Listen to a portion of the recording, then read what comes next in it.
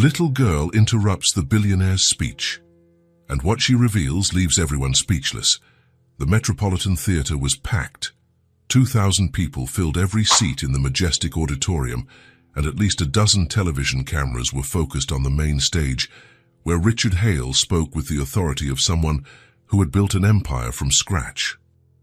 At 42, he was the kind of man who commanded attention just by entering a room. Tall, elegant, with that confident smile that graced the covers of major business magazines.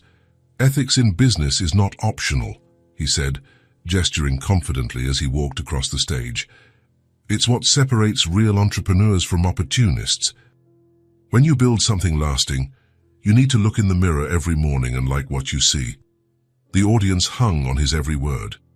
Richard Hale wasn't just rich, he was respected. His companies generated thousands of jobs in 12 countries. His foundations funded children's hospitals and schools, and he always appeared on lists of the continent's most influential philanthropists. "Social responsibility begins with personal responsibility," he continued, his deep voice echoing through the speakers. "Therefore, we can't talk about humanity in business if we aren't human in our own lives." It was at that moment that she appeared, a small girl, perhaps 5 years old, with light blonde hair that bounced as she walked determinedly down the center aisle. She wore a simple, slightly wrinkled blue dress and black shoes that made a soft tapping sound against the red carpet. The security guards hesitated. She was just a child, after all. How had she gotten past security? Why was she there alone? But before they could react, the girl had already reached the steps leading to the stage.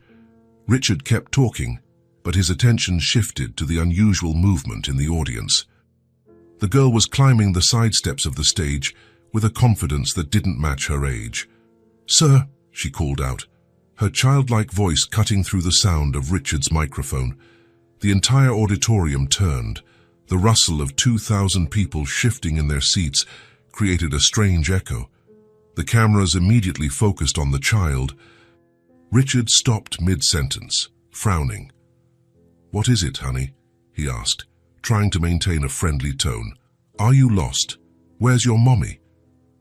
The girl planted herself right in front of him, just a few feet away. Her light blue eyes stared at him with a disturbing intensity. For a second that felt like an eternity. She just watched him, as if confirming something very important.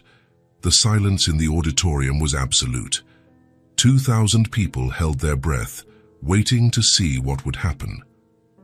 "You abandoned my pregnant mother," she said, her voice sounding loud and clear in the silence. The impact was instantaneous. The flash of cameras increased dramatically, creating a light show that made the scene even more surreal. Journalists shifted restlessly in their seats. Some were already typing on their phones. Richard felt as if someone had thrown a bucket of ice water on him. His first instinct was to deny it, but the words wouldn't come out. He just stared at the small child, who had just made a devastating accusation in front of the world. The girl wasn't finished. "She cries every night." The words echoed through the auditorium like a shout. The murmurs in the audience grew into a deafening buzz. People leaned toward each other, whispering theories and speculations. "This can't be true," Richard muttered, more to himself than to the girl. But as he spoke, he couldn't look away from those light blue eyes. There was something in them that left him completely breathless. A familiarity that didn't make sense, a connection he didn't want to acknowledge. The child didn't seem intimidated by his denial. She continued to look at him with that expression that was too serious for her age. "I saw you on television, and I recognized you," the girl said, her voice now softer, but still perfectly captured by the microphone. "You have the same eyes as me." Richard finally regained his composure. His voice came out stronger, more controlled. "Shah, this is clearly a setup to tarnish my image," he declared, looking directly at the cameras. "Someone is using an innocent child to create a baseless scandal." But the girl didn't seem the least bit intimidated. "Nobody sent me," she said, shaking her head with conviction. "I saw you on television last night and I felt that you were my daddy." Richard's heart was racing. Those blue eyes, the delicate shape of her face, even the way she tilted her head when she spoke. It was all disturbing in a way he couldn't explain. "How did you get here?" he asked, genuinely curious despite the shock. "I took the bus," Emily answered simply. "I asked the lady at the bus stop where this theatre was." The idea of a 5-year-old navigating the city alone to get there left everyone even more shocked. Richard felt a chill run down his spine. "You came alone. Does your mother know where you are?" Emily shook her head. She was sleeping. "I left a note saying I was going to talk to the daddy from TV." The word daddy echoed through the auditorium like a bomb. People could no longer contain themselves. They were talking openly, pointing, recording with their phones. Richard tried to keep control of the situation. "Look, honey, you're confused. I don't know your mother. I've never seen her in my life." Emily watched him with that unsettling seriousness. "But I feel that you're my daddy," she said simply. "I have the same eyes as you." The question she asked next cut through the air like a blade. "Why did you never come to see us?" Richard felt 2,000 pairs of eyes on him, waiting for an answer to an accusation he was sure was false. Because I don't know who you are," he said, his voice firm again. "You're a confused child who shouldn't be here alone." Emily didn't seem hurt by the denial, just sad. "I'm not confused," she said, her voice small but perfectly audible. "I know you're my daddy. I feel it in here." She touched her small chest with her hand. The words were simple but loaded with a childlike conviction that hit Richard unexpectedly. Before he could answer, the security guards finally acted, approaching the girl carefully. Emily looked at them, then at Richard one last time. "I know you're my daddy," she said with absolute certainty. "And one day you'll know it too." And then she ran off, down from the stage with the same determination she had shown coming up, disappearing among the people in the auditorium before anyone could stop her. Richard was left alone on the stage, with 2,000 gazes fixed on him and millions of people watching on television. The silence was deafening. He looked at the audience and then at the cameras, and for the first time in decades, Richard Hale was speechless. I need to end it here for today," he finally said, leaving the stage with quick steps. Backstage, he leaned against the wall, his breathing heavy and uneven. His mind was racing, trying to process what had just happened. How did a 5-year-old girl have the courage to do that? How did she know where to find him? His assistant, Margaret, appeared at his side, her cell phone ringing incessantly. "Mr. Hale, we need an urgent communications strategy. The press is in a frenzy, and the video is already spreading all over the internet." But Richard was barely listening. He was thinking about those light blue eyes, the confidence with which the girl had spoken, the unsettling familiarity of her features. In the auditorium, no one had left. Everyone was whispering, speculating, recording. What had started as an event on business ethics had turned into the biggest scandal any of them had ever witnessed. The cameras continued to record every reaction, every shocked look, every whispered theory in the audience. And somewhere in the city, a woman was arriving home from her night shift to discover that her 5-year-old daughter was missing, leaving only a poorly written note. "Went to talk to Daddy on TV. Be back soon." Richard remained backstage, looking at his own trembling hands, trying to find a logical explanation for what had happened. But for the first time in his controlled and planned life, Richard Hale felt that something was completely out of his control, and those light blue eyes wouldn't leave his memory, disturbing him in a way he couldn't explain or forget. A small seed of doubt had been planted, and no matter how much he tried to deny it, it was there growing silently in his mind. Richard stayed up all night.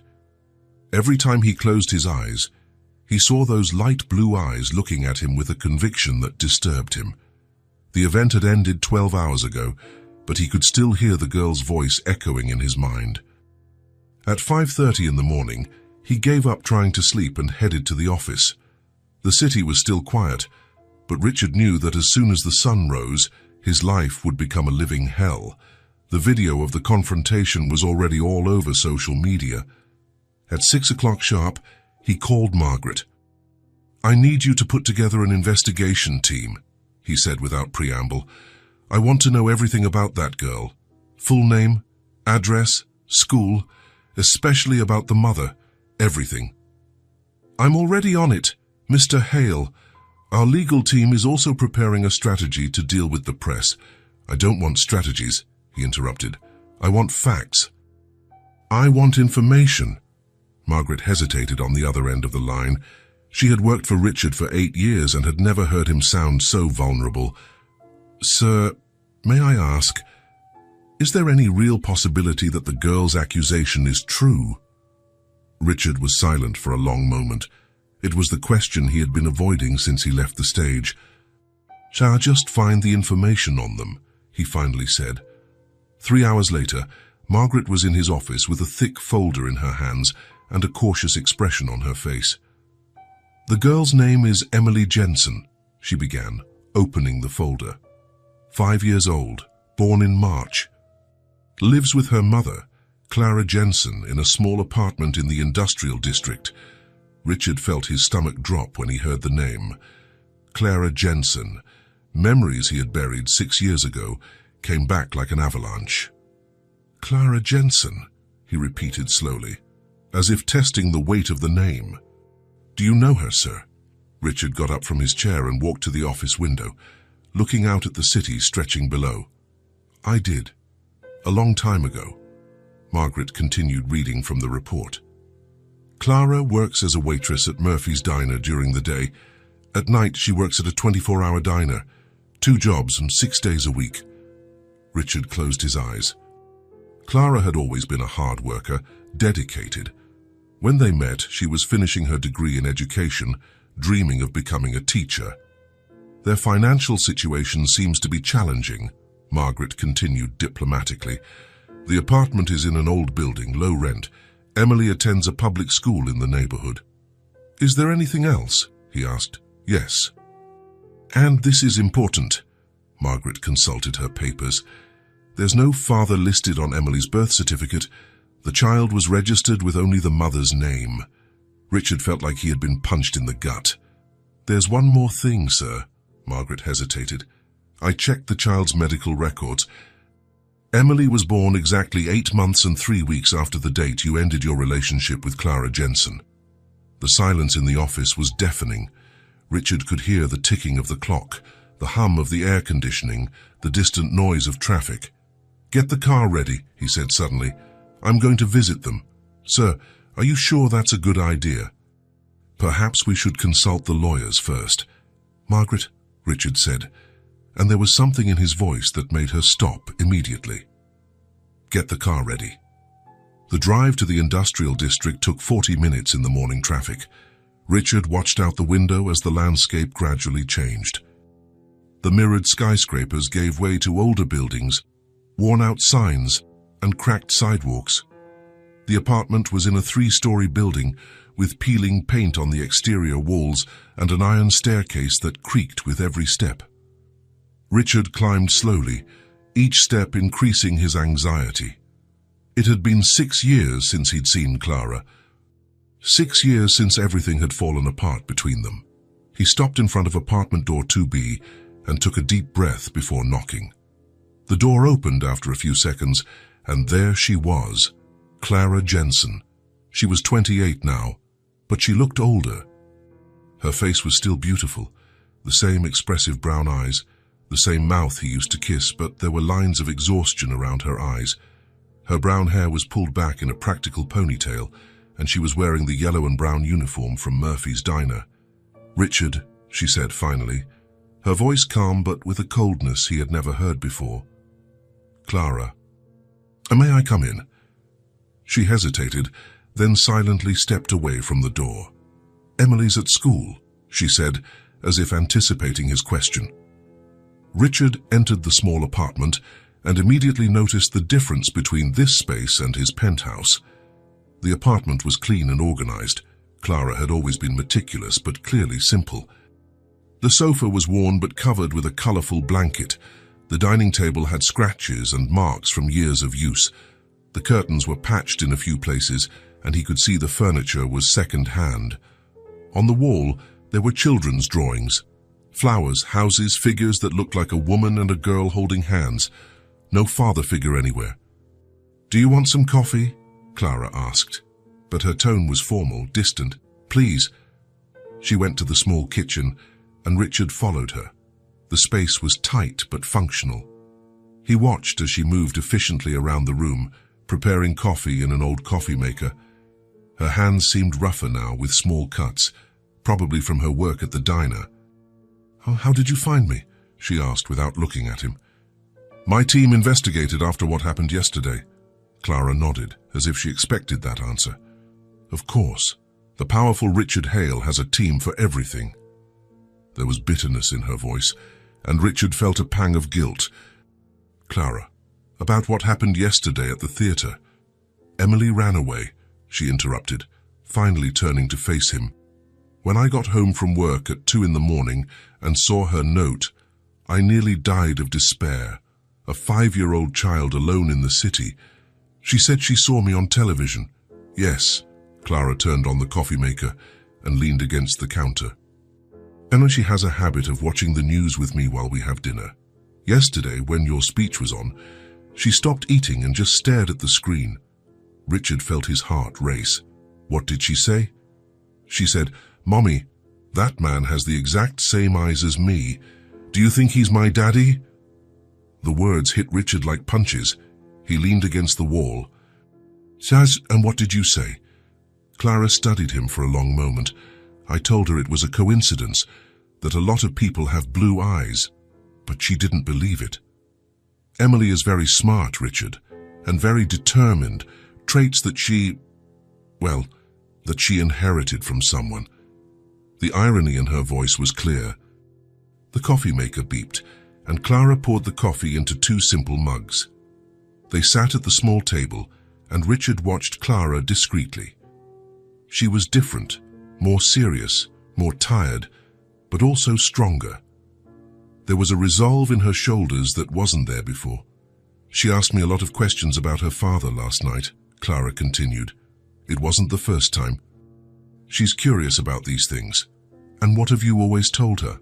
"That her father had left before she was born, that sometimes adults make choices that hurt other people." They sat in silence for a moment, drinking their coffee. Richard noticed that Clara still took her coffee the same way. No sugar, just a drop of milk. Small details his mind had kept. "Or why did you never contact me?" he finally asked. The question hung in the air like an accusation. Clara put her mug down on the table with force. "Contact you?" she repeated, and for the first time, her voice showed real emotion. Anger. Hurt. "After what happened?" "Clara, I can explain what happened that night." "Explain what, Richard?" she interrupted, getting up from her chair. "Explain how you were in bed with your secretary a week before our wedding. Explain how you made me believe you loved me while you were betraying our relationship." Richard felt the weight of her words. The memory of that terrible night came back with force. The bachelor party that had gotten out of control, the alcohol, the secretary who always flirted with him, the stupid decision that had destroyed everything. It wasn't what it looked like. "It wasn't what it looked like," Clara laughed, but there was no humor in the sound. It was a bitter laugh. "I saw you, Richard. I saw you with my own eyes, in your own bed. I was drunk. It was a terrible mistake." "A mistake," she repeated. "Of course. It was always easy for you to dismiss things as mistakes." Richard stood up too, trying to get closer to her, but Clara took a step back. "You don't understand," he said. "I loved you, Clara." "No," she interrupted firmly. "Don't say that." "But it's true." Clara faced him with eyes shimmering with tears. "Then explain something to me, Richard. Explain how someone betrays the person they love a week before the wedding. Explain how someone who loves doesn't chase after them, doesn't fight." Richard had no answer for that. "Because I didn't trust you anymore after the cheating," Clara continued, her voice growing steadier. "You put on a show of being a good man, but you were a hypocrite." The words hurt more than Richard expected, because he knew they were true. Back then, he had been a coward, immature, unable to handle the pressure. Clara, please. No, Richard. You made your choice back then. You chose your career, your reputation, your easy life, and I chose to protect my daughter from a father who didn't know what he wanted. I didn't know about Emily, he said, his voice almost a whisper. Clara stopped and looked at him for a long moment. I found out I was pregnant a week after we broke up, she said. A week after I found you with that woman. Richard felt as if the floor was crumbling beneath him. Why didn't you tell me? Clara faced him with a mixture of anger and pain in her eyes. Because I didn't want my daughter to grow up thinking she had a father who didn't really want her. Because I didn't trust that you would stay. You should have given me a chance. A chance? Clara shook her head. Richard, you cheated on me a week before our wedding. What kind of chance should I have given you? Richard had no answer for that. He knew she was right. Knew he had been cowardly and selfish. If you want, get a DNA test, Clara said suddenly, her voice returning to that calm, cold tone. But you already know the truth. Emily has your eyes. Richard looked at her and saw something that scared him. Resignation. Clara wasn't fighting anymore, wasn't trying to convince him of anything, just stating facts. I'll get the test, he said. Not to prove anything to you, for myself. Clara nodded. As you wish. But when the result comes back and you know she's your daughter, don't think you can just show up in our lives and fix everything. Emily isn't a charity project, Richard. I know that. Do you? Because your first reaction yesterday was to deny everything publicly. It was to call my daughter a liar in front of the whole world. Richard closed his eyes, remembering how he had reacted on stage.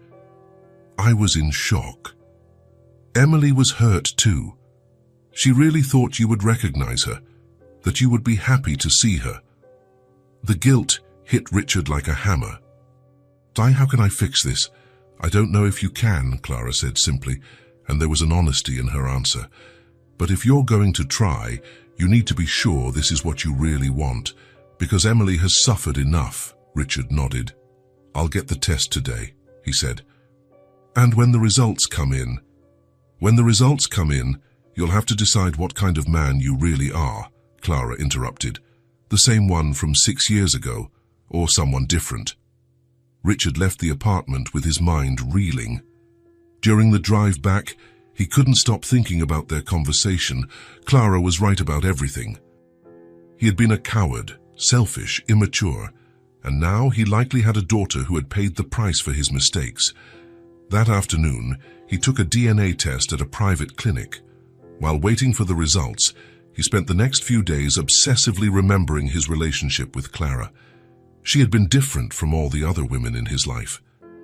Genuine, intelligent, passionate about her work, she challenged him intellectually, made him laugh, inspired him to be a better person. When he was with her, Richard felt more real, and he had thrown it all away in one night of weakness. 3 days later, Margaret entered his office with a sealed envelope. The results are here, she said simply.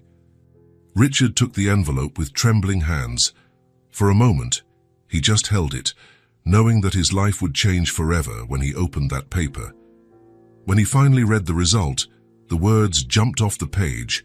99.99% probability of paternity confirmed. Emily Jensen was his daughter. Richard sank into his chair, the paper trembling between his fingers. His entire life had been built on control, meticulous planning, carefully executed strategies. He controlled companies, influenced markets, made decisions that affected thousands of people. And now he discovered he had a 5-year-old daughter who had grown up without him, who lived in a small apartment while he lived in a penthouse, whose mother worked 2 jobs while he swam in privilege. For the first time in his adult life, Richard Hale cried. He cried for the daughter he didn't know, for the woman he had lost to his own stupidity, for the 5 years he could never get back, for the nights Emily had slept without a father. And as he cried alone in his office, he knew that his controlled life was over forever. Now he would have to learn to be a father, and he had no idea how to do that. 2 weeks had passed since Richard received the DNA test results. 2 weeks of sleepless nights, staring at the paper that confirmed what he already knew deep down. Emily was his daughter. He had spent those days trying to find the courage to call Clara, to ask to see Emily. Every morning he promised himself he would make the call, and every night he found himself still with the phone in his hand, unable to dial. Finally, on a rainy Thursday, he called, "Hello?" Clara's voice was tired. She was probably between jobs. "Clara, it's Richard." Silence on the other end of the line. The results came in now, he said, though he knew she already guessed. "I know," she replied simply. I'd like to meet Emily, for real this time." Another long silence. "She asks about you," Clara admitted finally. "Since that day at the theater, she wants to know if you're going to visit her." Richard felt his heart race. "So can I come on Saturday?" "Richard," Clara's voice turned serious, "if you start this, you can't stop halfway. Emily has already suffered enough thinking she doesn't have a father. If you show up in her life, you have to be sure you want to stay." "I'm sure." "Are you really? Because being a father isn't something you do when you have free time." "It's not a weekend project," Richard swallowed hard. "I understand that. Then you can come on Saturday at 2 in the afternoon. And Richard, yes, don't bring expensive gifts. Emily doesn't need toys. She needs a father." On Saturday, Richard parked his car in front of Clara's building at 2 o'clock sharp. His hands were sweating as he climbed the familiar stairs. He knocked on the door harder than he intended. Clara opened the door wearing jeans and a simple blouse. She looked more rested than last time. "She's excited," Clara said, stepping aside to let him in. Richard entered the apartment and immediately saw her. Emily was sitting on the sofa, wearing a pink dress with flowers, her blonde hair in 2 braids. She looked at him with those familiar blue eyes, but there was a shyness that wasn't present at the theater. "Hi, Emily," Richard said, and his voice came out more formally than he intended. "Hi," she replied softly, not moving from the sofa. Richard stood in the middle of the room, unsure of what to do. How was he supposed to act? What does a father say to a daughter he's meeting for the first time? Do you want to talk?" he asked, sitting on the edge of the armchair, keeping his distance. Emily nodded but continued to watch him with curiosity. "Do you live in a big house?" she asked suddenly. "I do, a big apartment. Does it have a yard?" "No, but it has a balcony." Emily seemed to process this information. "I wish I had a yard to plant flowers," she said. "Mommy said that when we have money, we'll live in a house with a yard." Richard felt a pang of guilt. He had a luxury penthouse while his daughter dreamed of a simple yard. Maybe you can visit my apartment one day, son, he offered. Not sure how Clara would react to that. Emily smiled for the first time. "Really? Does it have a big TV?" "It does." "And video games?" Richard shook his head. He didn't have video games. He didn't have anything a child would like. "No, but I can buy one," he said quickly. Clara, who was in the kitchen making juice, appeared in the doorway with a warning look. She had told him not to try to compensate with gifts. "Do you know how to play video games?" Emily asked, tilting her head. Not really, but I can learn." Emily studied him for a moment. "Do you work a lot?" The question was simple, but it hit Richard hard. "I do. Every day. Most days. Even on Saturdays." Richard hesitated. He usually worked on Saturdays. It was when he could catch up on overdue reports. "Sometimes." Emily nodded, as if this confirmed something she already knew. "Mommy works a lot too. She comes home late and leaves early." Richard looked at Clara, who was leaning against the doorframe, watching the conversation in silence. There was something in her expression he couldn't decipher. "Emily," he said, trying to sound closer, "what do you like to do?"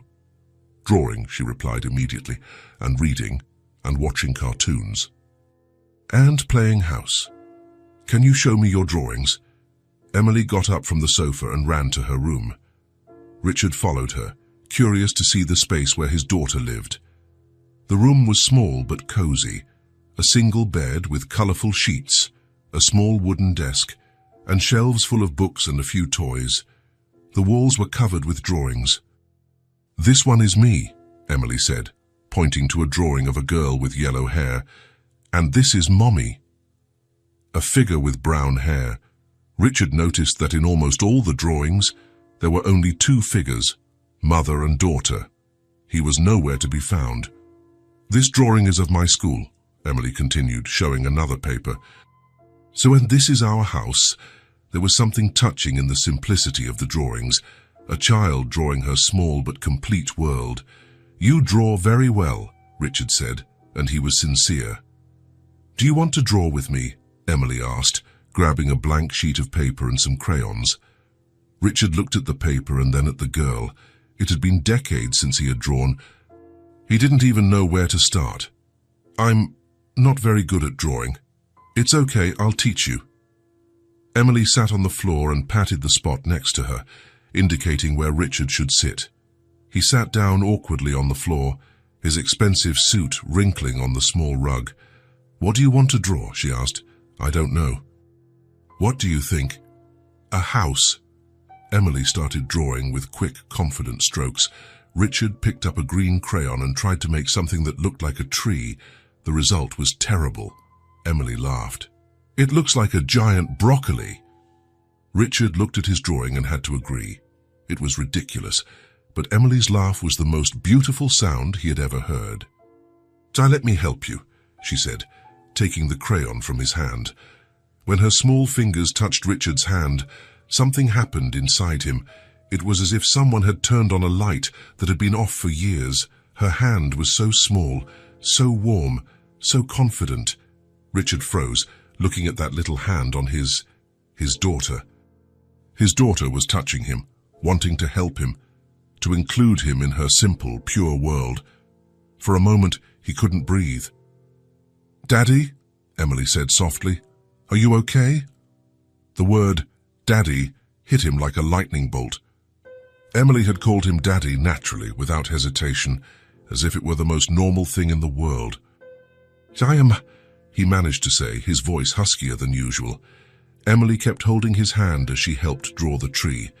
Richard tried to focus on the drawing, but all he could think about was that small touch that was breaking down all his defenses. "There," Emily said, letting go of his hand. "Now it looks like a real tree." Richard looked at the paper. The drawing wasn't a masterpiece, but to him it was perfect. He and his daughter had created something together. "It's beautiful," he said, and he meant it. They spent another hour drawing. Richard tried to relax, but it was hard. He didn't know how to play, how to be spontaneous.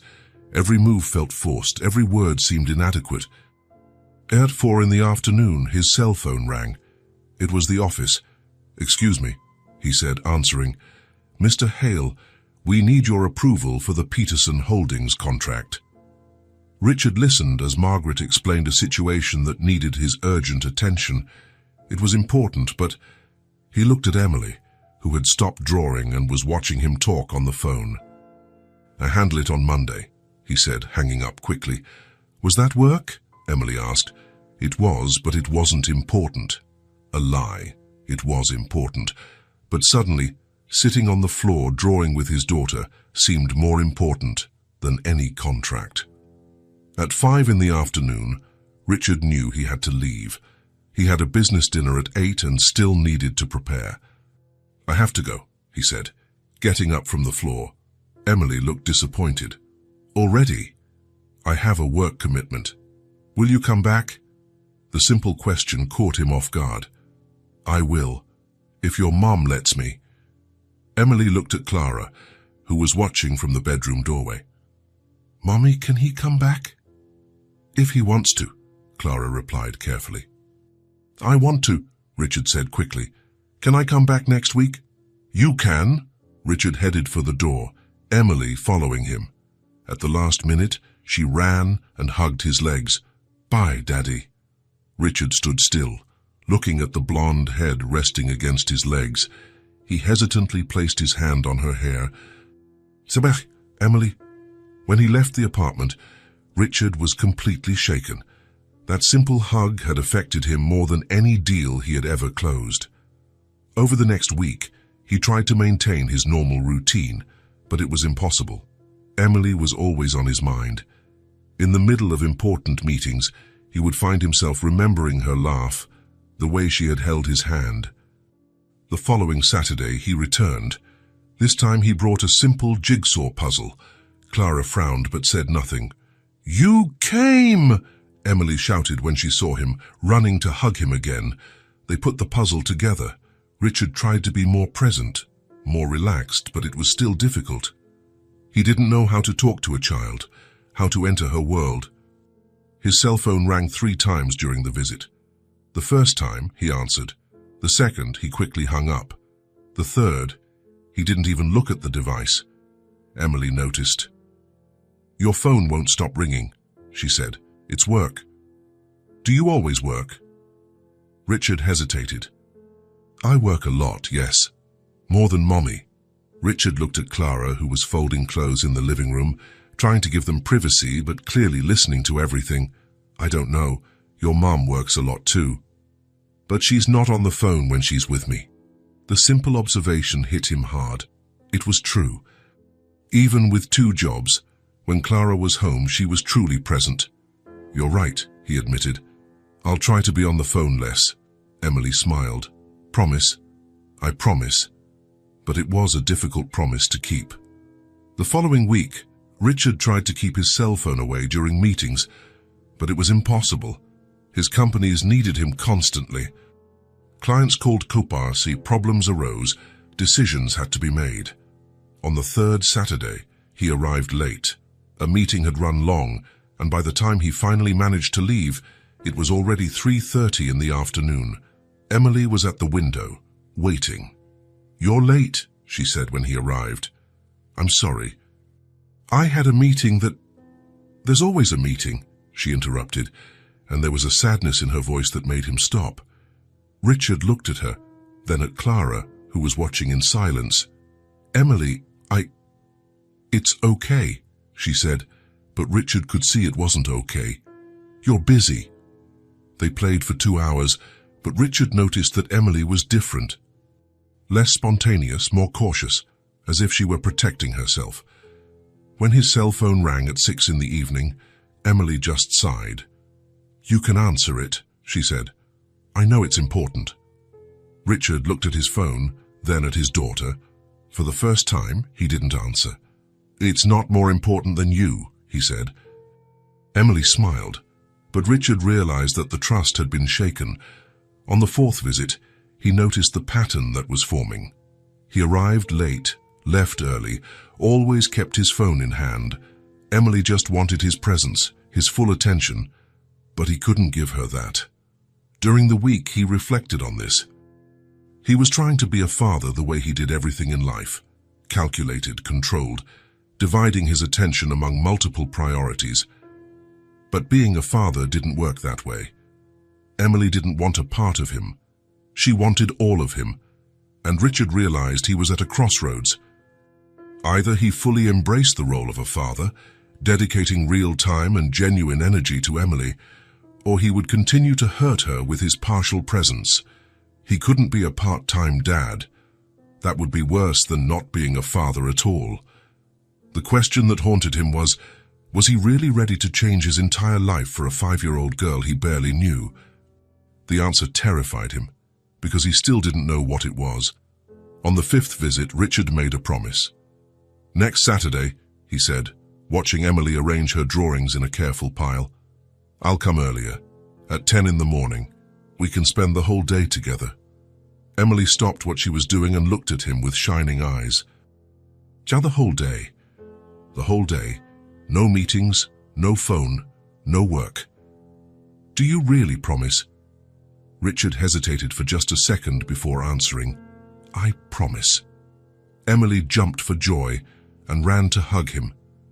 Richard felt that familiar sensation, his heart clenching in a way that was both good and painful at the same time. I'll show you all my drawings, she said, excited.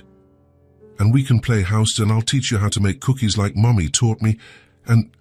Slow down, Richard laughed. We have the whole day. The following week, Emily talked about nothing else. Clara told Richard in a quick call on Thursday that the girl was counting the days on the calendar, marking each passing day with an X. She's very excited, Clara said, and there was a warning tone in her voice. Please, don't disappoint her. I won't, Richard promised. On Friday night, Richard went home with the firm intention of having a completely free Saturday.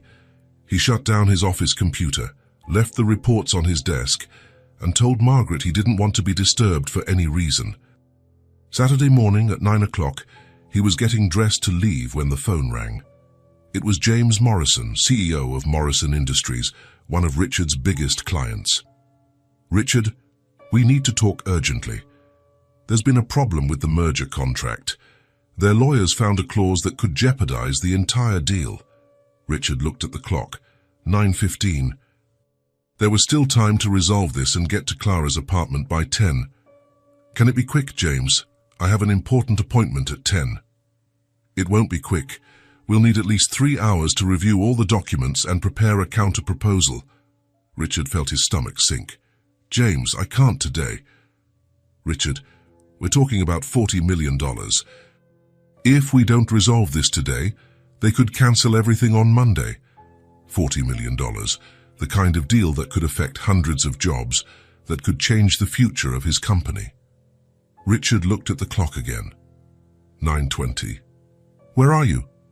In my office. My lawyers are on their way. Richard closed his eyes. Emily would be waking up now, probably getting ready, excited to spend the day with him. I'll be there in 20 minutes. He hung up the phone and stood for a moment, looking at himself in the mirror. He was wearing jeans and a casual shirt, clothes he had chosen specifically to play with Emily. He picked up his phone to call Clara, but hesitated. What was he going to say? That a $40 million contract was more important than his daughter. He decided he would sort everything out quickly and still arrive on time, maybe an hour or two late. Emily would understand. He grabbed his car keys and left. Meanwhile, in the apartment in the industrial district, Emily woke up at 8 in the morning, an hour earlier than usual. She had gone to sleep the night before talking about all the plans she had for the day. Mommy, she said, running into Clara's room in her pajamas, he's coming today. Clara slowly opened her eyes and smiled at her daughter, whose hair was messy from sleep. It's still early, sweetie. He's only coming at 10. But I have to get ready and organize my toys and choose which drawings to show him. Emily spent the entire morning preparing with the care of a princess getting ready for a ball. She took a bath, brushed her teeth twice, and chose her favorite dress, the blue one with white flowers that she saved for special occasions. She carefully combed her hair and asked Clara to make 2 perfect braids with yellow ribbons. Do I look pretty, Mommy? She asked, looking at herself in the small bathroom mirror. You look beautiful, sweetie. In the living room, Emily arranged all her toys in a careful row on the sofa. Dolls with neat dresses, cars organized by size, puzzles stacked, books arranged from smallest to largest. Everything she wanted to show her father was perfectly laid out. Look, Mommy, she said, proudly pointing to her arrangement. This is where we'll play house. He can be the daddy and I can be the real daughter. These are the books I'll read to him, and these are the games he can choose from.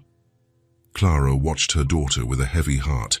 Emily had placed so much expectation on this day, so much love and hope in every detail. By 9:30, Emily was already sitting in the armchair near the window, her legs swinging with anxiety, looking out at the street. It's not time yet, Clara reminded her. I know, but I want to see his car arrive.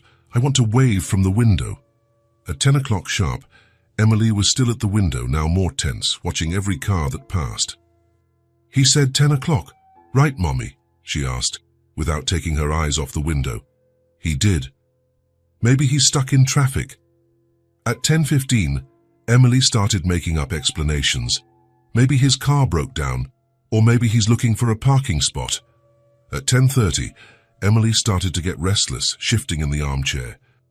"Shy, Mommy, do you think he forgot?" "I'm sure he didn't forget, sweetie." At 11 o'clock, the phone rang. Emily jumped from the armchair as if she had been shocked. "It's him. He must be calling to say he's on his way." Clara answered the phone with Emily glued to her side. "Clara, I can explain." Richard's voice made Clara's stomach sink. "Where are you?" she asked, looking at Emily's, who was waiting anxiously. I'm in an emergency meeting. A very serious problem came up with an important client." "Richard, you promised." I know, but this is extremely important. $40 million are on the line." Clara felt anger rising inside her. "And Emily? She's been here since 8 in the morning, all dressed up, waiting for you." "Is Daddy coming?" Emily whispered, pulling on her mother's shirt. "I'll make it up to her," Richard continued. "I can come tomorrow or next week." "Make it up to her." Clara's voice came out louder than she intended. "Richard, she's a 5-year-old child. She doesn't understand making it up. Clara, please, try to understand. This is my career." "I understand perfectly.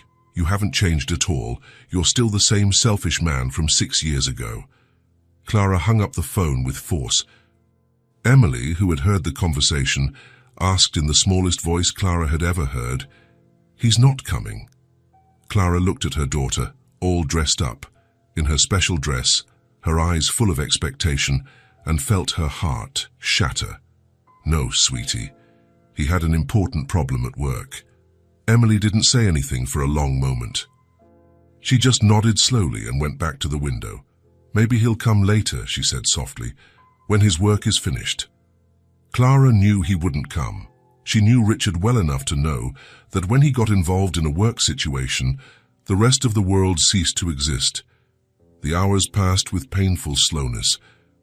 Emily stayed at the window, sometimes leaving to play with her organized toys, but always returning to her watch post. At noon, she asked, "Mommy, can I have lunch here by the window, so I don't miss him when he arrives?" Clara made a cheese sandwich and served it on the small table next to the armchair. Emily only ate half, always looking out at the street. During the afternoon, Emily tried to stay optimistic. "Maybe he'll come after lunch," she would say every hour. "Or maybe he's buying a surprise, and that's why he's taking so long." At 4 in the afternoon, Emily finally left the window and sat on the sofa amidst her organized toys. "Mommy," she said, looking at her own hands, "do you think he doesn't like me?" The question stabbed Clara like a dagger. "Of course he likes you, sweetie. A lot." "Then why didn't he come? People who like us don't break their promises, right?" Clara had no answer for that. How could she explain to a 5-year-old child that her father had chosen money over her? "How sometimes adults make bad choices," she finally said. Emily nodded, as if that made sense. "Like when I choose not to do my homework and you get sad." Something like that, but worse. At 6 in the evening, Emily quietly put her toys away, one by one. She carefully folded her special dress and put on her pajamas. "I'm not waiting anymore," she told Clara. "I don't think he's coming after all." Clara helped her brush her teeth and undo her braids. Emily was quiet, not talking about the day, not complaining, not crying. Somehow, that was worse than if she had thrown a tantrum. At 8 at night, Emily was in bed, but Clara could hear her tossing and turning. She went to check and found her daughter sitting up, looking out the bedroom window. "I can't stop looking," Emily said. "What if he comes now and I'm asleep?" "If he comes, I'll wake you up, I promise." "Do you really promise?" "Because I don't want to miss it. I really promise." Emily reluctantly lay down, but Clara could see she was still looking at the door, waiting to hear footsteps on the stairs. "Mommy," Emily whispered in the dark, "will he come tomorrow?" "I don't know, sweetie. Does he still like me?" "He likes you, yes." "A lot. Then why do people who like us make us sad?" Clara had no answer for that question. Sometimes adults make mistakes, even when they love someone. Emily was quiet for a moment. Big mistakes. Very big. At 9 o'clock, Emily finally fell asleep. But even in her sleep, her little face was turned toward the door as if still expecting her father to appear. Clara watched her sleeping daughter and felt an anger she hadn't felt in years. Richard had broken Emily's heart just as he had broken hers 6 years ago. On Sunday morning, the phone rang early. It was Richard. "Clara, I can explain everything." "I don't want explanations," she interrupted, keeping her voice low so as not to wake Emily. The meeting lasted all day. By the time it was over, it was already very late. "Richard, do you think that matters to a 5-year-old child? I know it was terrible, but you don't understand the pressure." "Terrible? She spent the entire day waiting for you. The entire day, Richard, dressed up, excited, looking out the window." Richard was silent on the other end of the line. "Jay, how can I fix this?" "I don't know if you can," Clara said, her voice like ice. "Do you know what Emily asked me yesterday? If you didn't like her, my God, if you want to be her father, you can't make plans and not show up. That hurts more than never showing up at all. If you're not ready, then disappear from our lives. Clara, please." "No, Richard." "Enough. I won't let you keep hurting my daughter. Either you step up for real or you get out of her life. I want to step up. I want to be her father." "Wanting isn't enough. You need to prove it." Clara hung up the phone and went to make breakfast. When Emily woke up, the first thing she asked was, "Did he call?" "He called," Clara admitted. "But what did he say?" "He said he had an urgent problem at work." Emily nodded as if expecting that answer. "Is he coming today?" "I don't know, sweetie." Emily ate her breakfast in silence. She didn't ask about her father anymore, didn't talk about the previous day, didn't complain. But Clara noticed she didn't organize her toys, didn't dress up specially, didn't watch from the window. It was as if Emily had learned, at 5 years old, not to put too much hope in the promises of adults.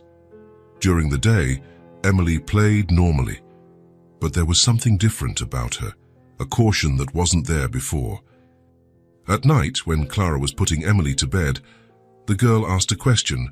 "Mommy, if I'm a really good girl, will he want to stay with me?" "Sweetie, you're already a really good girl, the best in the world." "Then why doesn't he want to stay with me?" Clara hugged her daughter. "Sometimes adults have problems that have nothing to do with you. You're perfect, Emily." Emily nodded against her mother's chest. "Can I still like him even if he doesn't come anymore?" The question broke Clara's heart. "You can like him, yes, but I can't wait for him, right?" "You don't have to wait, sweetie. You can live your life and be happy." Emily thought for a moment. "And what if he shows up one day? Then you two can talk, but only if he proves he's changed." "How will he prove it?" "By showing up when he promises, by showing that you're important to him." "And what if he can't?" Clara took a deep breath. "Then he'll lose the chance to know the most amazing girl in the world." Emily smiled for the first time since she had woken up. "I'm pretty amazing, aren't I, Mommy? The most amazing of all." Meanwhile, Richard spent the entire Sunday trying to find a way to fix what he had broken. But for the first time in his life, his money and power couldn't solve the problem. He had lost his daughter's trust. The question that tormented him was it too late to change? Or was there still a chance to prove to Emily that he could be the father she deserved? Only time would tell. But one thing was certain. There would be no second chance for a first impression. Emily had learned that promises could be broken, and Richard had learned that being a father required much more than he had ever imagined. Happy? And if he shows up one day and proves he's changed, then you two can talk. Emily thought for a moment. How will he prove he's changed? By showing up when he promises, by not putting his phone before you, by showing that you're important to him. And if he can't prove it, Clara took a deep breath, then he'll lose the chance to know the most amazing girl in the world. Emily smiled for the first time since she had woken up. "I am pretty amazing, aren't I, Mommy? The most amazing of all." Meanwhile, Richard spent the entire Sunday trying to find a way to fix what he had broken. But for the first time in his life, his money, his power, and his influence couldn't solve the problem. He had lost his daughter's trust, and maybe, probably, there was no way to get it back. The question that tormented him was it too late to change, or was there still a chance to prove to Emily and to himself that he could be the father she deserved? Only time would tell. But one thing was certain: there would be no second chance for a first impression. Emily had learned that promises could be broken, and Richard had learned that being a father required much more than he had ever thought possible. Monday arrived like a perfect storm. Richard arrived at his office at 7 in the morning, as he had for 20 years, but found a crowd of journalists at the building's entrance. Flashes went off, microphones were extended, questions flew from all sides. "Mr. Hale, is it true you abandoned a 5-year-old daughter? How do you respond to the accusations of irresponsible fatherhood? Will you publicly acknowledge the child?" Richard walked past the reporters without a word, protected by security, but he could feel the weight of the stares, the cameras, the media's voracious speculation. In his office, Margaret was waiting for him with a pile of newspapers and a grim expression. "The headlines aren't good," she said, spreading the newspapers across his desk. Richard read the headlines in silence. "The dark side of the philanthropist billionaire. Hale abandons daughter while preaching ethics. The child who confronted her father on TV. Rich businessman, poor father." Each headline was worse than the last. Photos of Emily leaving the theater, of Clara at work, of Richard himself during lectures on social responsibility. The irony was not lost on the journalists. "The video from the theater already has over 2 million views," Margaret continued. "It's on social media, on TV shows, everywhere." Richard sat down heavily in his chair. In 3 days, his carefully built reputation of several decades was publicly crumbling. "And there's more," Margaret said hesitantly. "Some clients are questioning contracts. They say they don't want to be associated with a man who abandons his children." The phone rang incessantly. Requests for interviews, comments, explanations. Richard had Margaret cancel all his meetings for the week. At 10 in the morning, his father showed up at the office. Edward Hale, at 72, was still an imposing presence. Tall, with perfectly combed grey hair, an impeccable suit, and that expression that always made Richard feel like a boy being reprimanded. "We need to talk," Edward said, closing the door behind him. "Dad, I don't want to hear explanations. I want solutions." Edward sat in the armchair across from Richard's desk. "This situation needs to be controlled before it destroys everything we've built." Richard looked at his father, the man who had shaped his entire life, his choices, his values. "And how do you suggest I control it? The girl is my daughter. The DNA test confirmed it." "That doesn't matter now," Edward said coldly. "What matters is protecting our family, our company, our reputation." "Our reputation?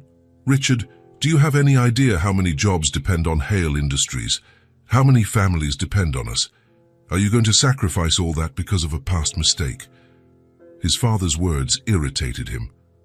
"Emily is not a mistake. She is my daughter." Edward sighed, as if dealing with a stubborn child.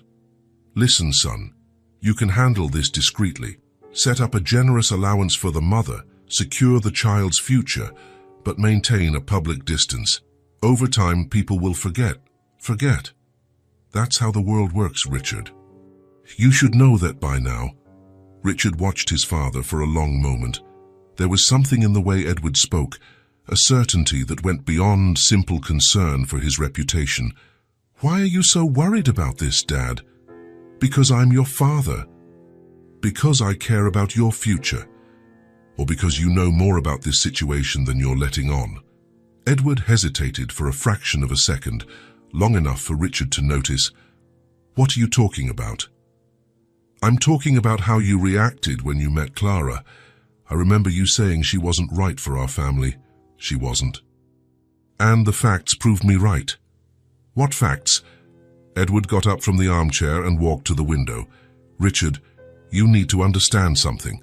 Sometimes, to protect the people we love, we have to make difficult decisions. What decisions? Decisions they may not understand at the time, but that are necessary. Richard felt a chill in his stomach. There was something in his father's voice, a veiled admission that alarmed him. Dad, what did you do? Edward turned to face him. I did what any father would do. I protected my son from a mistake that could destroy his future. What mistake? Clara loved me. Clara Jensen was an elementary school teacher from a simple family. You were destined for greater things. And who decides that, you? Edward approached Richard's desk. I have experience, son. I know how the world works. I knew that relationship wouldn't work out. So what exactly did you do? The silence that followed was deafening. Edward sat down again, but now he seemed less confident. Dad, Richard said slowly, I need to know, what did you do? Edward sighed deeply. I knew about the pregnancy. The words fell like a bomb in the silent office. You knew. Clara came to me before she told you. She was confused, scared. She thought that, as your father, I could help. Richard felt as if the floor was disappearing from under his feet. And what did you say to her? I told her you weren't ready to be a father, that you had plans for your career that a child would get in the way of. You had no right to speak for me. I did. I'm your father. It was my responsibility to protect you. Richard stood up from his chair, pacing the room. Is that why she broke up with me? Because you convinced her I didn't want her? Partly. Partly. What else did you do? Edward hesitated again. Richard could see the internal struggle on his father's face. Dad, tell me everything, now. I created situations to show her what kind of man you really were. What situations? The secretary. Richard stopped pacing. What secretary? Amanda. I asked her to get close to you, to try and seduce you. Richard's world completely fell apart. You what? I knew Clara would eventually find out, and when she did, she would see that you couldn't be trusted. Richard leaned on the desk, feeling dizzy. You set me up to cheat on Clara. I created an opportunity. You chose to take it. I was drunk, I was confused. Amanda kept insisting. And you gave in, Edward interrupted. That proves I was right. If you truly loved Clara, you wouldn't have given in. Richard looked at his father with a mixture of horror and disgust. You destroyed my life. I saved your life. You became one of the most respected businessmen in the country. You built an empire. Would you have all that married to an elementary school teacher and raising a daughter in your 20s? Maybe I would have been happy. Happiness is a luxury, Richard. Success is a necessity. Richard sat down again, trying to process everything he had discovered. Did Clara know? About your manipulation. She found out later, I told her. You told her. When she came to tell me about the pregnancy, I explained that I had tested you and that you had failed the test. That's why she never contacted me. That's why she made the right choice. She protected the child from a father who wasn't ready. Richard was silent for a long moment, absorbing the magnitude of his father's betrayal. All these years, he finally said, I thought I had been a coward, that I had destroyed the best relationship of my life out of weakness, and that's exactly what happened. No! Richard slammed his fist on the desk. I was manipulated. You manipulated me. I tested you and you failed. With the help of a situation you created. Edward stood up, adjusting his jacket. Richard, that was 6 years ago. There's no point in reliving the past. What matters now is how you handle the present situation. And how should I handle it? The way I already told you. An allowance for the mother, public distance. Let time do the rest. Richard looked at his father and finally saw who Edward Hale really was. Not the wise, protective man he had admired his whole life, but a cold manipulator who had destroyed his chance at happiness. No. What do you mean, no? I'm not going to do that. Emily is my daughter, and I'm going to acknowledge her publicly. Richard, be reasonable. Reasonable? Like you were reasonable when you destroyed my relationship with Clara. Edward walked to the door. You're making a mistake, son. Maybe, but this time it will be my mistake, not yours. Edward stopped at the door. If you do this, you'll be on your own. Don't count on my support. I don't need your support anymore, Dad. I needed it my whole life, and look where it got me. After Edward left, Richard was alone in the office, looking out the window at the city below. It all made sense now.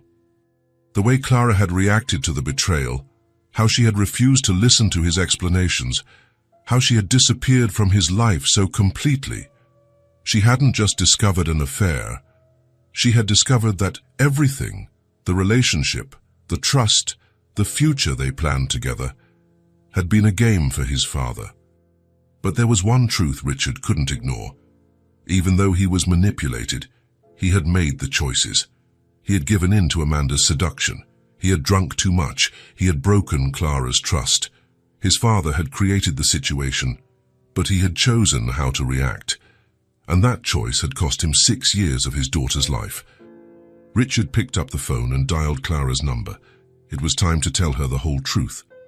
And maybe, just maybe, there was still time to fix what his father had broken, but this time he would do things the right way, even if it cost him everything he had built. Richard parked his car in front of Clara's building 2 weeks after the conversation with his father. 2 weeks of sleepless nights, meetings with lawyers, and decisions that would change his life forever. He climbed the familiar stairs, but this time with a different determination. He was no longer the confused man who had shown up there months ago. He was someone who finally understood the weight of his choices.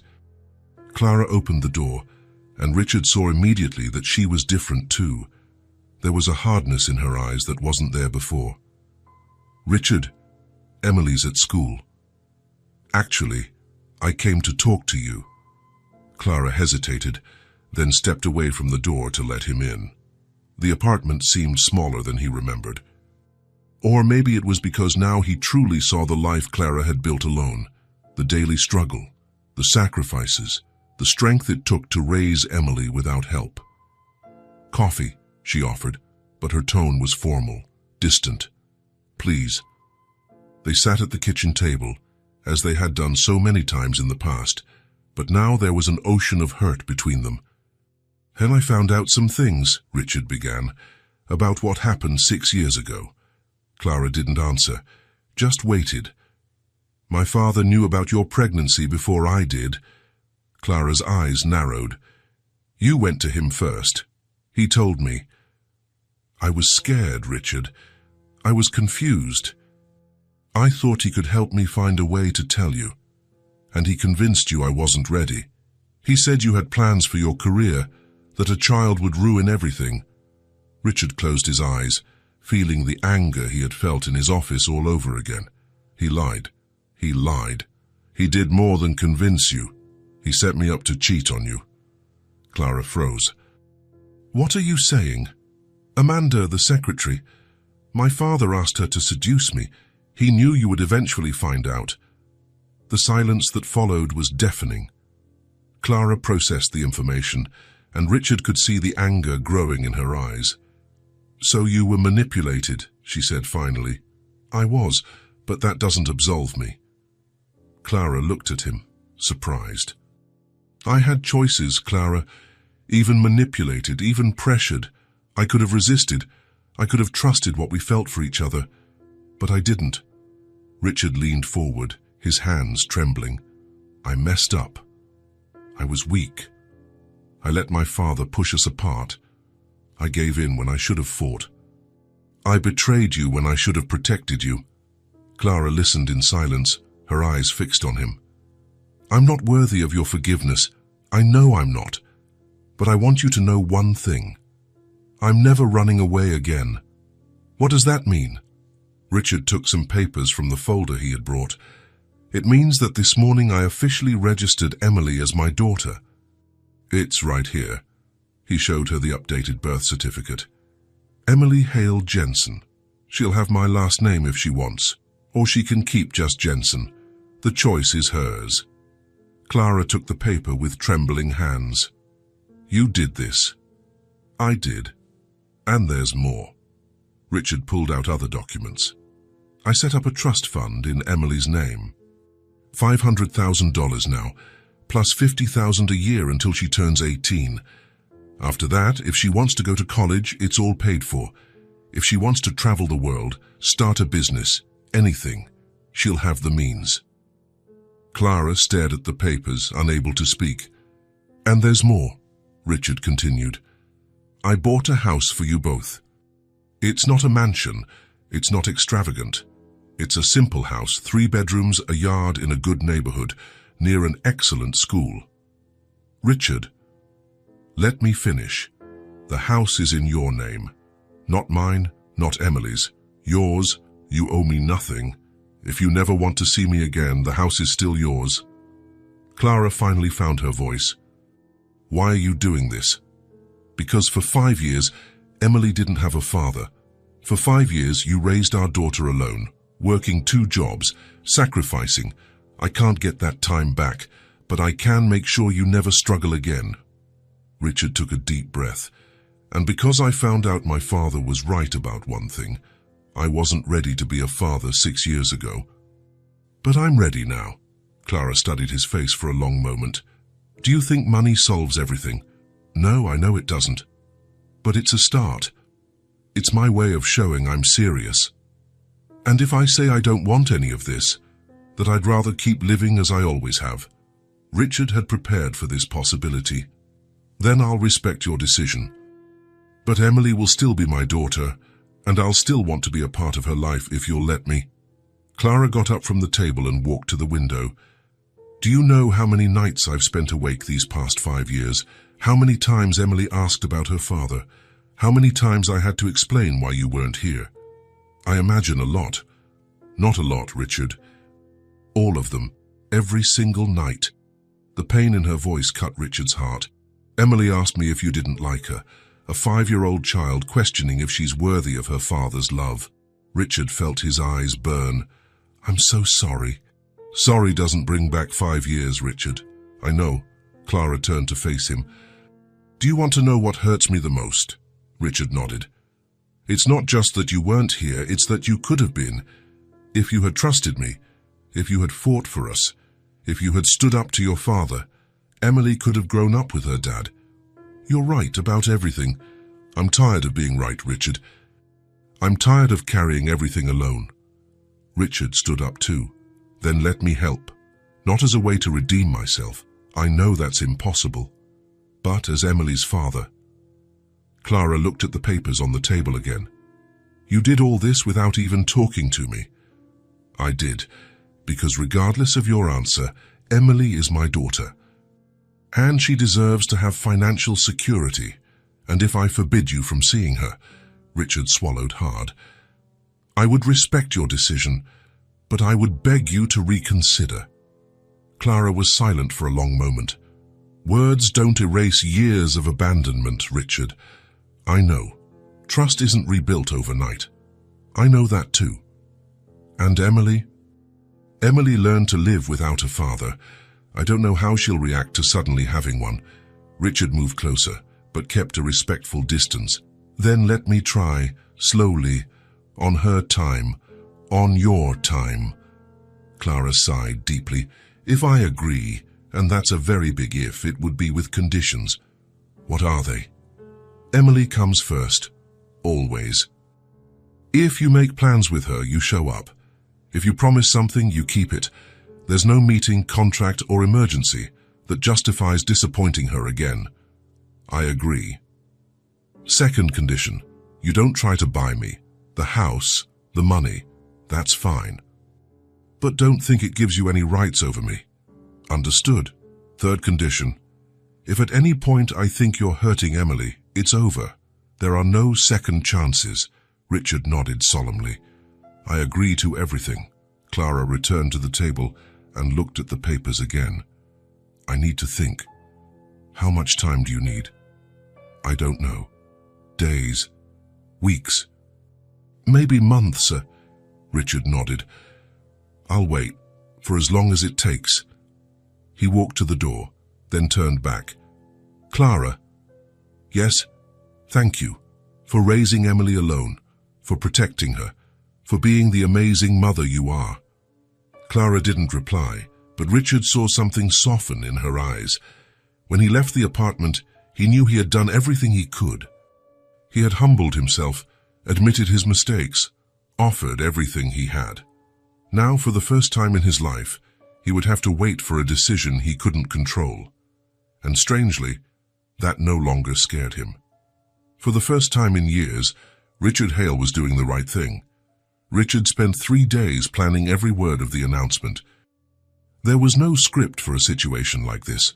A public figure publicly acknowledging a child he had denied, admitting to mistakes that could destroy his career. On Thursday, at 2 in the afternoon, he called a press conference in the auditorium of the Metropolitan Hotel, the same hotel where, months ago, he had spoken about ethics and social responsibility. The irony was impossible to ignore. The auditorium was more crowded than usual. Journalists from every major outlet, television cameras, photographers, some reporters specialized in corporate scandals, others focused on human interest stories. The mix created a palpable tension in the air. Richard took the stage wearing a simple navy blue suit, without the usual pomp of his business events. There were no slides with impressive graphs, no elaborate presentation with background music. Just him, a microphone, and the truth he had avoided for so long. He stood behind the podium, adjusted the microphone, and took a deep breath. The silence in the auditorium was absolute. "Thank you for coming," he began, his voice echoing through the silent auditorium. "Said a few weeks ago, a brave 5-year-old girl walked onto this very stage and made an accusation that changed my life forever." The camera flashes started firing immediately, creating an intermittent light show, but Richard kept his eyes focused on the audience. "Emily Jensen is my daughter. A DNA test confirmed what I should have known from the first moment I looked into her eyes and saw my own reflection." A murmur rippled through the auditorium like a wave. It was the first time Richard had publicly acknowledged his paternity, and everyone knew they were witnessing a historic moment. For 5 years, Emily grew up without a father. Not because I didn't know of her existence, but because I made cowardly choices that separated us, choices that I am deeply ashamed of. Richard paused deliberately, letting the words sink in. He knew every journalist was taking notes. Every camera was recording this public admission of guilt. 6 years ago, I was engaged to Clara Jensen, Emily's mother. I loved Clara deeply. She was the most genuine and principled woman I had ever known, but I wasn't man enough to fight for that love when it was tested. The cameras captured every micro-expression, every gesture, every moment of vulnerability. I betrayed Clara's trust. I broke promises I had made.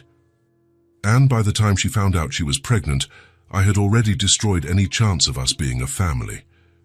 Richard stepped slightly away from the podium, moving closer to the audience. Clara made the bravest decision a woman can make, to raise Emily alone. For 5 years, she worked 2 jobs, sacrificed her own dreams, and gave our daughter all the love that 2 parents would have. His voice grew stronger, more determined. Meanwhile, I built a career talking about social responsibility and business ethics. A complete hypocrisy. How can I give speeches on family values when I abandoned my own family? How can I talk about integrity when I ran from the most basic responsibilities of a man? Several journalists raised their hands, but Richard continued, "Today, I am here to publicly acknowledge my daughter and my mistakes. Emily Hale Jensen is officially my daughter. Her name is on the birth certificate, and she will have all the rights that implies. I'm not doing this because of media pressure or to save my image. I'm doing it because it's the right thing to do." Richard took an official paper from the inside pocket of his jacket. I also want to announce that I have created a $2 million educational fund in Emily's name. This will guarantee her education from elementary school through postgraduate studies, if she chooses. The money has been deposited and will be managed by an independent foundation. The murmurs grew louder, and some journalists began typing rapidly. But more important than any amount of money are the fundamental changes I am making in my life. Starting today, I will drastically reduce my work schedule. I will prioritize what truly matters, being a father. Richard paused, looking directly at the main cameras. I know many of you will question why it took me so long to do this. The answer is simple. I was a coward. I was afraid to face my mistakes, afraid to take on responsibilities that could change my life. He walked to the right side of the stage. For those who have lost faith in me as a businessman, I completely understand. For those who question my integrity as a person, you are right to do so. Richard returned to the center of the stage. Then but to Emily, my daughter, I promise that from now on she will be my #1 priority. Not when it's convenient, but always. He took a deep breath, preparing for the end. I'm not here asking for forgiveness from the press or the public. Forgiveness is something you earn with actions, not with words. I am here taking full responsibility. The questions from the journalists came like an avalanche. They were direct, some hostile, others curious. Why didn't you acknowledge paternity when the child was born? Because I was a coward and selfish. There is no other explanation. Isn't this just a marketing stunt? If it were marketing, I would have hired a public relations firm to create a more favorable story for me. I'm here saying I was a terrible father and a cowardly man. That's not exactly an effective image strategy. When the press conference ended, almost 3 hours later, Richard knew he had publicly and irreversibly changed his life. A week after the press conference, Richard stood in front of a simple 2-story house in a quiet residential neighborhood.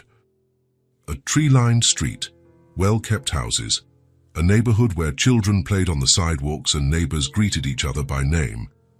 The house had a large yard, a few fruit trees, and a cozy porch with rocking chairs. Nothing ostentatious, but comfortable and dignified. Exactly what a family needed to be happy. Clara was by his side, holding the keys with slightly trembling hands. Are you absolutely sure about this? She asked for the 10th time. I am. The house is yours, Clara. It's in your name, paid in full, no matter what happens between us. Clara took a deep breath and opened the door. The smell of fresh paint and new furniture greeted them. Richard had hired a decorator, but with specific instructions. Nothing luxurious, just a cozy and functional home. The living room had comfortable sofas in neutral tones, a moderately sized television, and shelves with children's books. The kitchen was spacious, with a large table where a family could have meals together. Everything was simple, but of good quality. Emily? Clara called, her voice echoing through the new house. The girl came running from the kitchen, where she was exploring the cabinets, her eyes shining with curiosity. Is this our new house? She asked, twirling in the middle of the living room. It is, Clara replied, still processing the reality. What do you think? Emily didn't answer immediately. Instead, she ran off to explore every corner of the new house. She climbed the stairs to see the bedrooms, went down to check the pantry, opened all the doors and drawers, and tested the faucets, as if she wanted to make sure it was all real and not a dream. Mommy, my room has a window that looks out to the garden, she shouted from upstairs. Is there a yard? Emily shouted, running down the stairs. There is, Richard replied, smiling. Want to see? They went out the back door, and Emily found herself in a yard that seemed to come straight out of her dreams. Well-kept green grass, a few large trees, flower beds ready for planting, and even a wooden swing hanging from a sturdy branch. Can I plant flowers? She asked, running to the empty flower bed and kneeling in the dirt. You can plant whatever you want, Richard said, kneeling beside her. Flowers, vegetables, herbs, a whole garden if you want. Emily started running around the yard as if she had never seen so much green space. She tested the swing, which creaked gently. She explored every corner, every tree, discovering small hidden details. "Mommy, look, I can see the whole sky," Emily shouted, throwing herself on the grass and looking up, her arms outstretched. Richard watched, feeling an emotion he couldn't name. For the first time, he was seeing Emily truly happy and free without the limitations of the small apartment. Clara approached Richard, standing beside him. "Thank you," she said softly, her voice filled with complex emotions. "Don't thank me. It's the least I can do after 5 years of absence." They stood in silence, watching Emily discover every detail of the yard. "Richard," Clara said finally, "can I ask you something?" "Of course." "Anything. Why are you doing all of this? The press conference, the house, the fund, why now?" Richard thought carefully about the question. "Do you want the honest answer?" "I always prefer the truth, because I found out my father manipulated me 6 years ago, and because I realized the life I built is completely empty without you two." Clara turned to face him, surprised. "Your father manipulated you how?" Richard told her the whole story. How Edward had known about the pregnancy before him, how he had convinced Clara that he wasn't ready, how he had orchestrated the situation with Amanda. "My God," Clara whispered when he finished, "he really did that." "He did. But Clara," Richard said, turning to face her and gently taking her hand, "my father set me up to drive me away from you. He had people hit on me, and I was weak. I didn't fight for us." Clara didn't pull her hand away, and Richard felt it as a small sign of hope. "I could have resisted the seduction. I could have trusted in our love. I could have stood up to my father and fought for you, but I was a coward." Richard looked directly into her brown eyes. "I'm not excusing my guilt, Clara. My father's manipulations don't absolve me. But you were the only woman I ever truly loved. The only one who made me want to be a better person." They stood like that for a moment, hands intertwined, watching Emily try to reach an apple on a tree. "If you'll let me," Richard said, gently squeezing her hand, "we can try to be a real family. I don't want to live a life of appearances anymore. I want something real." Clara studied him for a long moment, her eyes searching for signs of sincerity. "Richard," she said, her voice firm but clearly emotional, "only time will tell. I'm not going to give my heart away again overnight. But if your actions are true, if you've really changed, maybe we can find a way." Before Richard could answer, Emily ran up to them, out of breath. "Daddy, come see. There's a treehouse, and I think I can climb up by myself." Richard looked at Clara, who nodded with a small smile. "I'm coming," he said, letting go of Clara's hand and running after his daughter. Clara stood on the porch, watching Richard try to climb the tree in his expensive suit, Emily laughing and giving him instructions on where to put his feet. For the first time in many years, she felt something she had deliberately buried. Hope. It wasn't the perfect ending of a romantic movie. There were no dramatic declarations of eternal love, cinematic kisses, or emotional background music, but there was something more real, an authentic new beginning, a man finally taking responsibility for his actions, a woman who was cautious but willing to consider a second chance, a child finally having the present father she always wanted. As the sun began to set behind the trees in the yard, painting the sky in golden hues, Clara watched Richard pushing Emily on the swing, both of them laughing together. Maybe it wasn't the ending she had dreamed of 6 years ago, when she was young and naive, but maybe it was exactly the beginning they all needed now. A beginning full of real humanity, accepted responsibility, and true love. And for the first time in a long time, that felt not just sufficient, but perfect.